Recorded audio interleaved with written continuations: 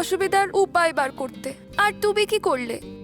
আমাকে দুদিকেই ফাঁসিয়ে দিলে।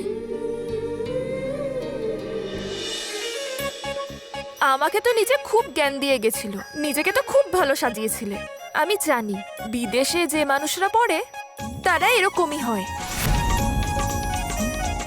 শিবশম্ভু ভালো হয়েছে,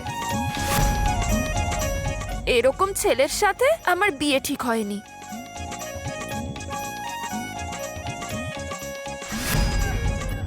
ওহো, আমি এবার বুঝতে পারলাম তুমি আমাকে কি বলতে চেয়েছিলে।